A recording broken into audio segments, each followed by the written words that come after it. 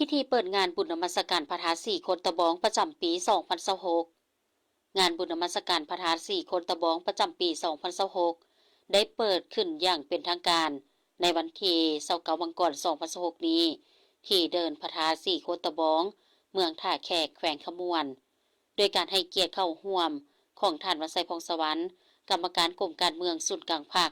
เลขาธิการศูนย์กลางภาคประธานองค์การกฎการแห่งรัฐ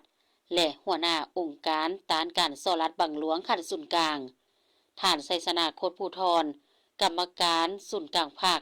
เลขาคณะบริหารงานภาคแขวงขมวนประธานในคณะประจำภาคแขวงคณะบริหารงานภาคแขวงต่างหน้าสถานกงสุลใหญ่แห่งสสเวียดนามประจำแขวงสวรรณเขตต่างหน้าที่เดินทางมาจากจังหวัดนครพนมราชอาณาจักรไทย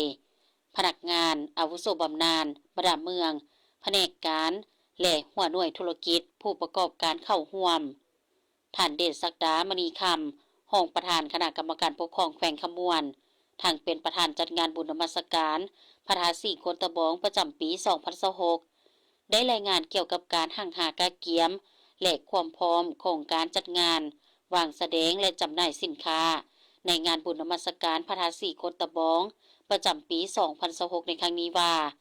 สำหรับการจัดงานบุญในปีนี้จะต่างจากปีผ่านมาพวกเขาได้กำหนดเอา5วัน5คืนในการนมัสการงานบุญพระธาตุ4โคตะบองโดยมีเวทีกลางหลักก็คือในวันที่29มังกร2026เป็นมือเปิดงานอย่างเป็นทางการ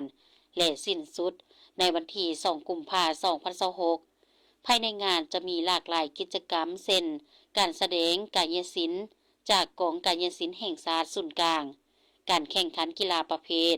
กีฬาบ้านเตะกระตอหวายและกีฬาบ้านทรงการแข่งขันเส่งกองแต้กองจริงตอนค่ำคืนจะได้มีการประกวดและแสดงศิลปะวรรณคดีจากโรงเรียนในทั่วแขวงและประดาเมืองใน10ตัวเมืองทั่วแขวงเพื่อเป็นการสุขยูส่งเสริมความสามารถและทั้งเป็นการรักษาศิลปะพื้นเมืองลาวให้บรรดาท่านที่มาเที่ยวชมงานได้เห็นถึงคุณค่าของวัฒนธรรมลาวหับชมขับลำมหาไซ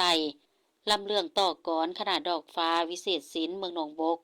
ขับลำบานโศกลำคอนสวรรค์จากแขวงสวรรณเขต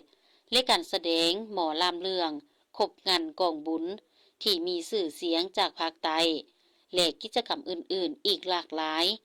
พร้อมนั้นก็ได้มีการจัดงานวางแสดงและจำหน่ายสินค้าประเภทต่างๆทางภายในและต่างประเทศเพื่อเป็นการสุขยูส่งเสริมการผลิตเป็นสินค้าภายในให้นับมือนับขยายตัวเปิดกว้างนำเอาผลิตภัณฑ์ของตนมาวางแสดงโฆษณาประชาสัมพันธ์และแลกเปลี่ยนซื้อขายสร้างสายพัวพันธ์สามัคคีร่วมมือและมีการจำหน่ายซึ่งกันและกันจากการเก็บกำข้อมูลของคณะรับผิดชอบเห็นว่ามีห้างร้านทั้งหมดที่เข้ามาร่วมงานครั้งนี้หลายกว่า500ร้านในโอกาสนี้ท่านปริญญาเอกสมสะอาดอุ่นศรีดาประธานคณะกรรมการปกครองแขวงขมวนก็ได้เป็นเกียรติขึ้นกล่าวเปิดงานตลาดนัดและวางแสดงสินค้าในงานบุญนมัสการพระธาตุ4โคตะบองประจำปี 2026ข้าพเจ้ารู้สึกเป็นเกียรติและภาคภูมิใจเป็นอย่างยิ่งที่ได้ต้อนรับบรรดาท่านเข้าร่วมพิธีเปิดบุญนมัสการพระธาตุ4โคตะบองประจำปี 2026 ที่เดินพระธาตุ4โคตะบองเมืองท่าแขกแขวงขมวนซึ่งเป็นบุญปางใหญ่ของชาวลาวก็คือชาวแขวงขมวนที่พวกเขาได้สืบทอดกันมาแต่โบราณในโอกาสอันมีความหมายความสำคัญนี้ข้าพเจ้าขอแสดงความยินดีต้อนรับอย่างอบอุ่นและขอขอบใจอย่างสูงมายังทานบรรไซทางสวรรค์กรรมการกรมการเมืองศูนย์กลางภาคคณะเลขาธิการศูนย์กลางภาคประธานตรวจการศูนย์กลางภาคร่วมพันยาและบรรดาทานการนำผู้ท่านแขกภายในต่างประเทศตลอดทอดประชุมบรรดาชาวสาวแขวงขมวนที่ให้เกียรติเข้าร่วมพิธีในครั้งนี้และบรรดาคณะกรรมการรับผิดชอบจัดงานบุญที่ได้ทุ่มเทหัวแหงสติปัญญาด้วยความรับผิดชอบสูงเพื่อให้งานบุญต่างๆได้ ได้บรรลุตามคาดหมายขอแสดงความสุขเสยการจัดงานบุญนมัสการพระธาตุจิโกตะบองใน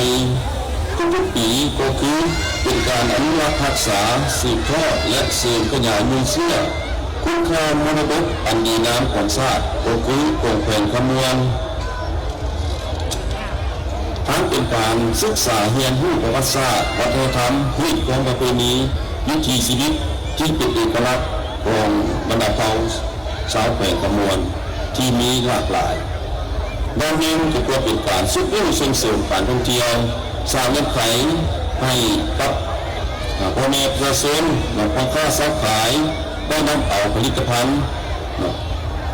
นำเอาผลผลิตสินค้าของตนมาแลกเปลี่ยนซื้อขายภายในงานบุญเพื่อเป็นการกระตุ้นเศรษฐกิจให้มีความคึกคืนและเป็นการส่งเสริมผลิตภัณฑ์ภายในให้เข้มแข็งเพื่อให้งานบุญในปีนี้ดำเนินไปด้วยบรรยากาศอันเบิกบานมันซื่นมีความสามัคคีหักแพงมีความสงบและความเป็นเรียบร้อยรับประกันความปลอดภัยในตัวสังคมข้าพเจ้าขอเรียกร้องมายังทุกท่านทุกภาคส่วนให้การร่วมมือปฏิบัติบรรดาข้อกำหนดระเบียบต่างๆที่คณะกรรมการจัดงานบุญวางออกเพื่อให้งานบุญดำเนินไปด้วยความสำเร็จอันจบงามในงานต่างหน้าให้องค์การปกครองแขวงขมวลขอแสดงความสนใจและขอบใจมายัง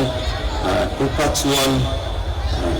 ธุรกิจผู้ประกอบการสื่อมวลชนพ่อค้าค้าขายตลอดฮอดพ่อแม่ประชาชนบรรดาเผ่าทุกคนหน้าที่ได้ประกอบส่วนทางด้านหัวแหงสิทธิปัญญาและการสนับสนุนทางด้านงบประมาณเขาในการจัดงานครั้งนี้ดำเนินไปด้วยดีและโอกาสเลือกงานยามดีและเป็นสิริมงคลข้าพเจ้าขอเปิดงานบุญนมัสการพระธาตุศรีโคตะบองประจำปี